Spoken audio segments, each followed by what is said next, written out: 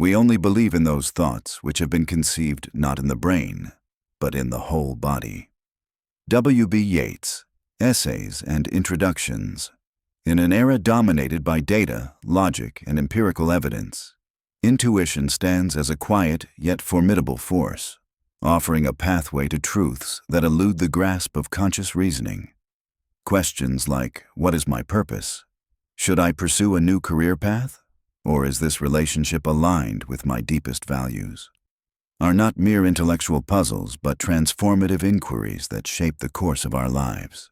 While reason, science, and imagination each contribute to our understanding of the world, intuition, described by the great psychologist William James as the deep thing in us, provides a unique lens through which we can navigate life's most profound mysteries. This video delves into the essence of intuition, its embodied and emotional roots, the critical role of questioning, the necessity of mental stillness, and the challenges of embracing intuitive knowing in a rationality-driven world. Intuition is often characterized as a form of perception that operates beyond the boundaries of conscious thought, drawing on sources of wisdom that are both mysterious and profound.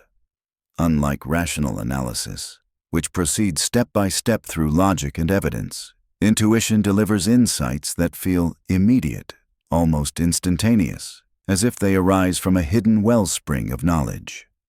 Carl Jung, in his Collected Works Volume 18, described intuition as a sort of perception which does not go exactly by the senses, but goes via the unconscious, admitting that its mechanics remain elusive. I don't know how it works. This acknowledgement of mystery does not diminish intuition's power. Rather, it highlights its ability to transcend the limitations of the conscious mind. William James, in The Varieties of Religious Experience, went further, suggesting that intuition is a deeper faculty than reasoned argument, which he viewed as but a surface exhibition.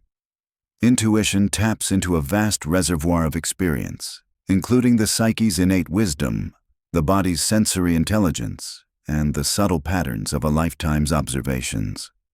These elements coalesce in the unconscious, producing insights that often feel more authentic than those derived through deliberate thought. For James, intuition is not a superficial whim, but a fundamental aspect of human cognition, rooted in the depths of our being. The holistic nature of intuition is central to its potency. As W.B. Yeats poetically expressed, intuitive thoughts are conceived not in the brain, but in the whole body. This suggests that intuition is not merely a mental process, but an embodied one, informed by the physical self's sensory and emotional signals. The body, with its intricate network of nerves, hormones, and instincts, serves as a silent partner in intuitive knowing, processing information at a speed and depth that the conscious mind cannot match. When we experience a hunch or a gut feeling, it is often the body synthesizing subtle cues, perhaps a fleeting tone of voice, a shift in posture, or a memory too faint to articulate, into a coherent insight.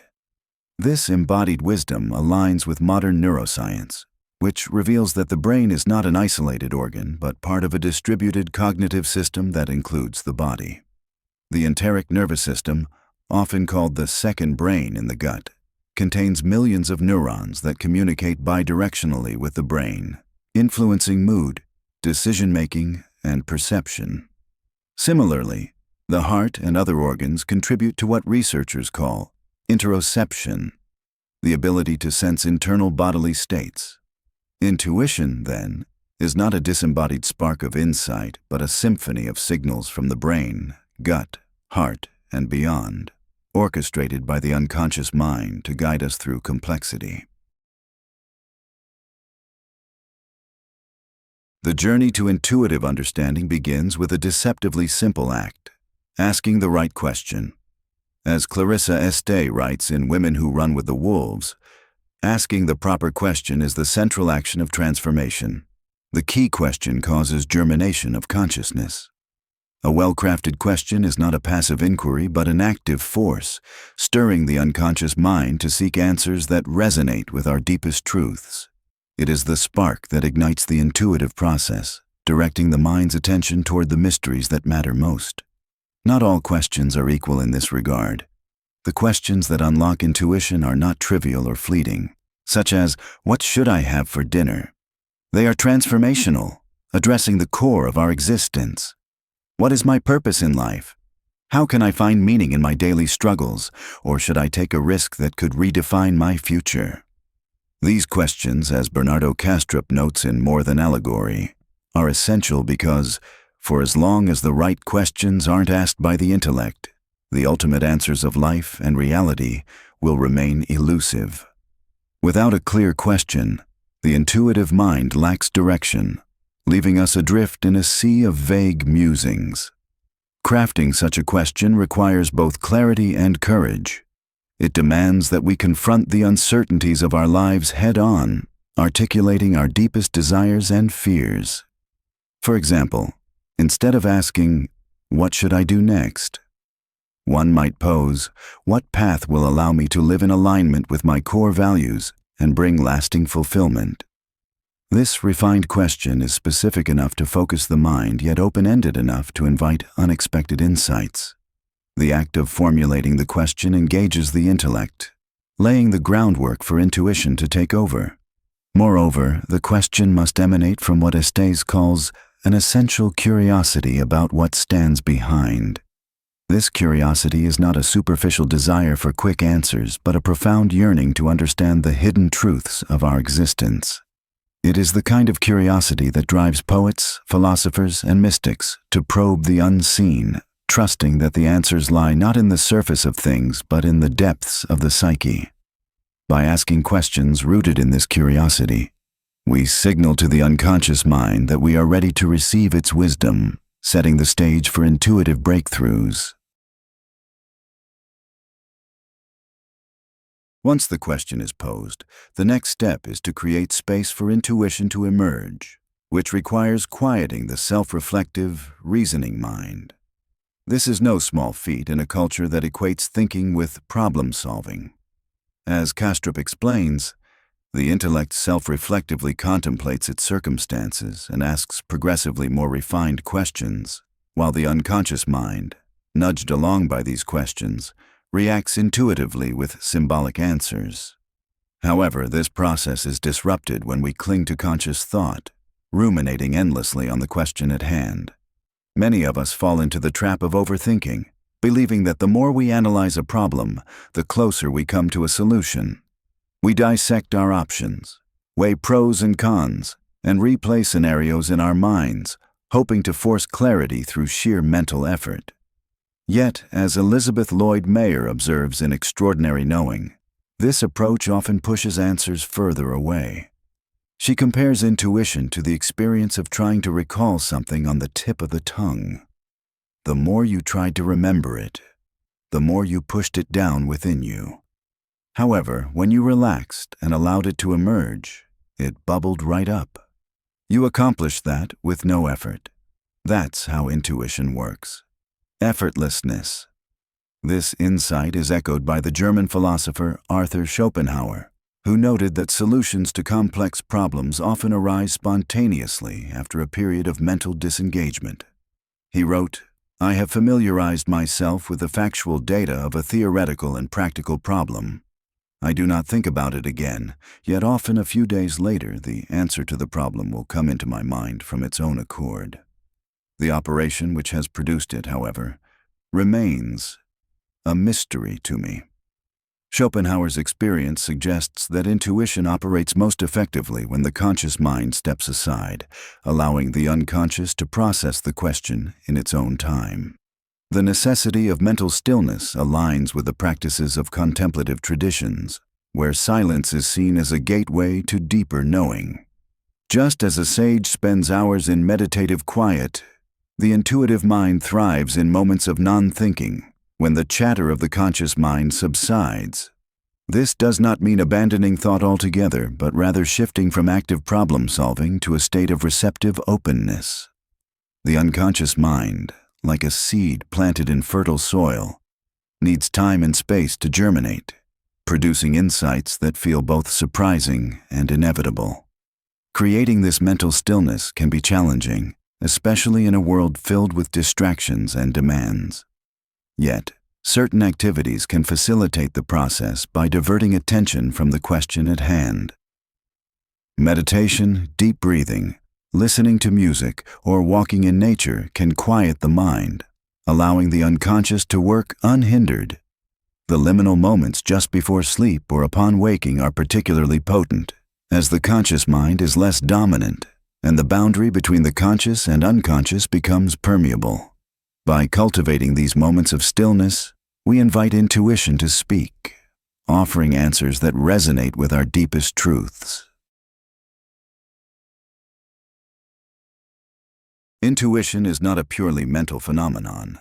It is deeply rooted in the physical body, which serves as both a source and a conduit for intuitive wisdom. As Ian McGilchrist writes in The Matter with Things, intuitive insights are embodied, in the sense that they are both informed by and inform the motion of our limbs, our breathing and pulse, the emotion of our heart and gut and mind. This embodied quality distinguishes intuition from abstract reasoning, grounding it in the lived experience of the physical self. One of the most familiar manifestations of intuition is the gut feeling, a visceral sensation that signals a truth or decision before the conscious mind can articulate it. In Intelligence in the Flesh, Guy Claxton notes that simply being told to go with your gut feeling can enhance performance on certain tasks, as it shifts attention from rational strategies to intuitive ones. The gut's role in intuition is not metaphorical but physiological. The enteric nervous system, with its vast network of neurons, processes sensory and emotional information, communicating with the brain through the vagus nerve and other pathways.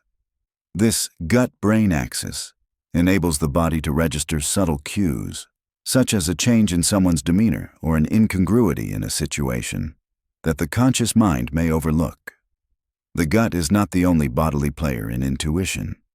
The heart, through its own neural network, contributes to intuitive processing, as does the broader autonomic nervous system, which regulates bodily states like heart rate and breathing. These systems operate below the level of conscious awareness, synthesizing information at a speed that outpaces deliberate thought. For example, when we feel a sudden sense of unease in a seemingly safe situation, it may be the body detecting a threat, perhaps a micro-expression of hostility or an environmental anomaly, that the conscious mind has not yet processed. McGilchrist further emphasizes the gut's role in emotional processing, noting that the gut and the psyche have close connections.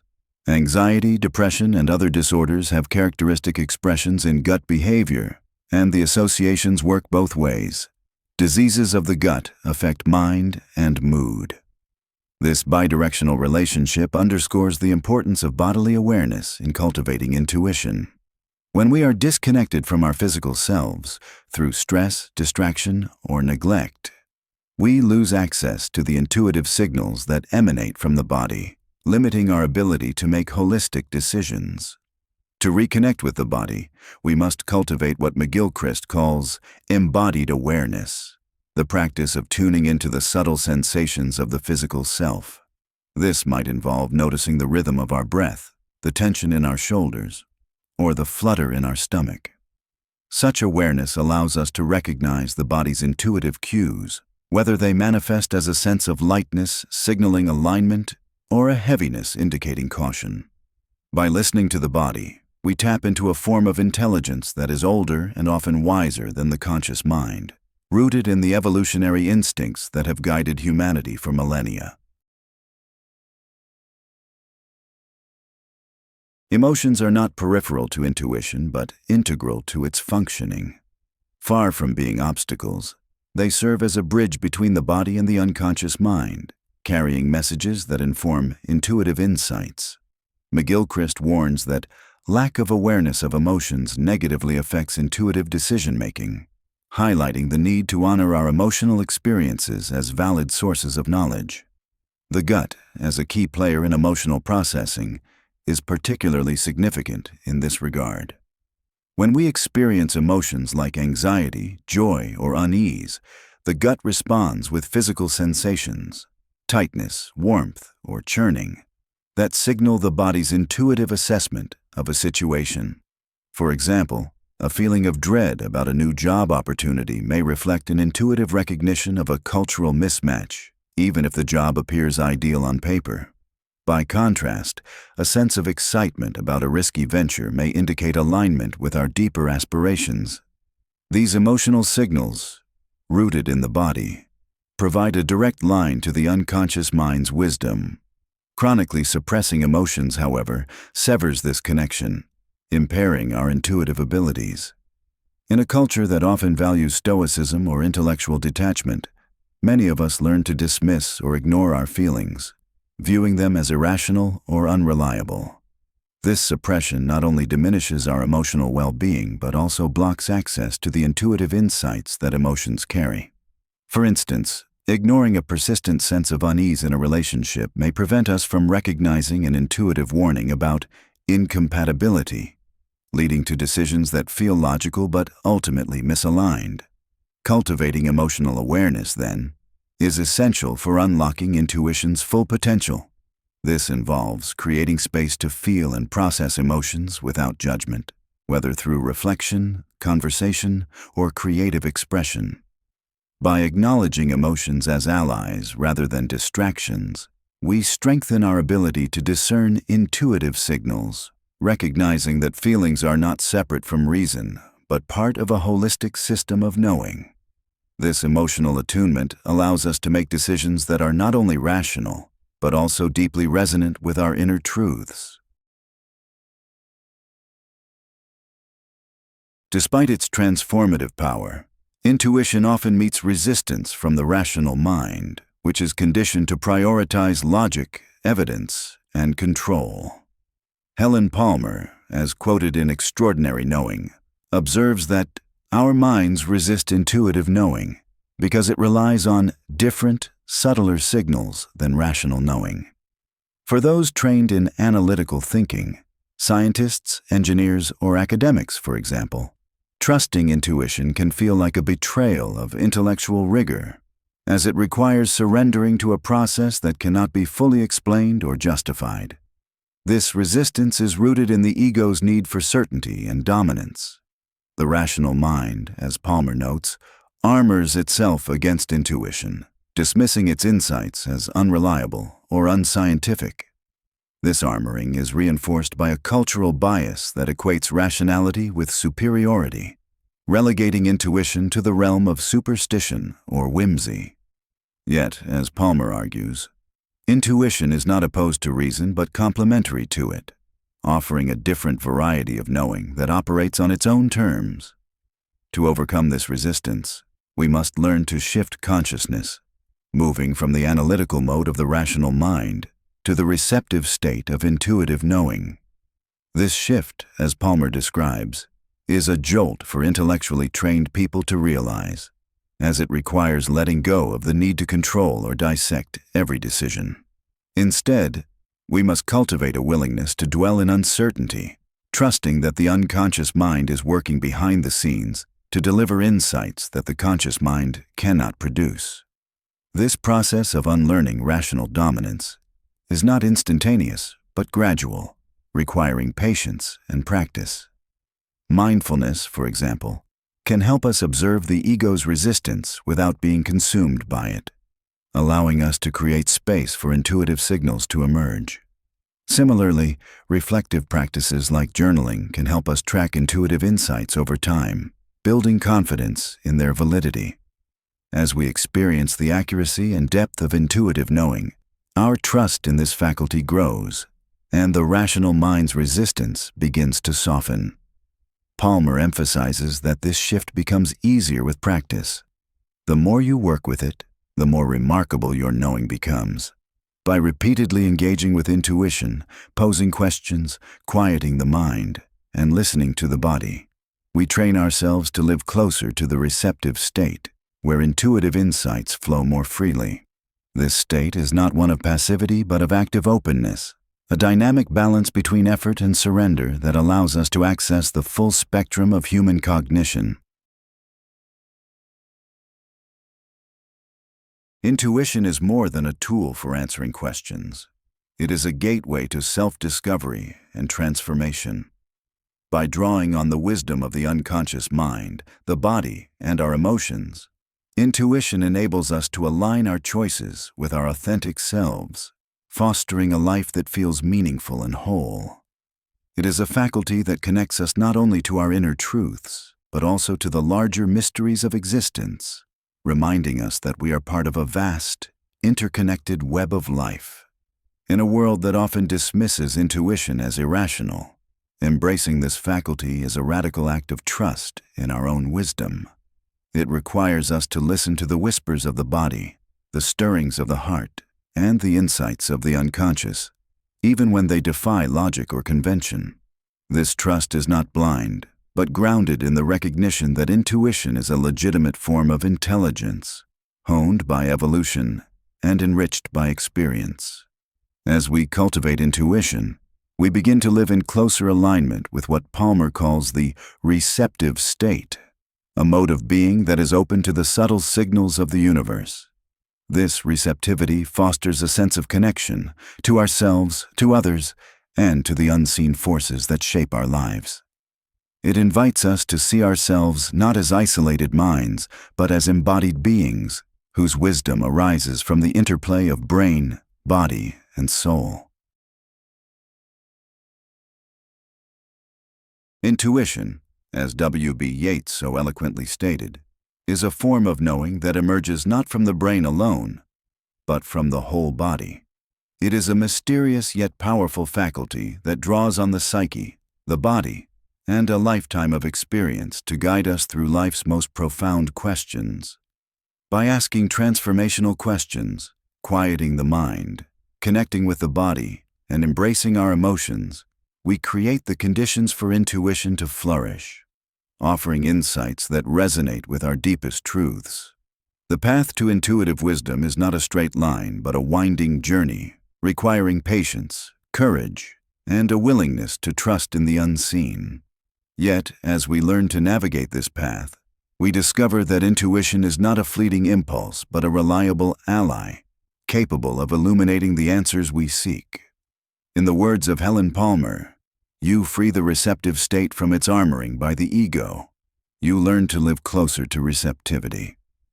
So, let us begin.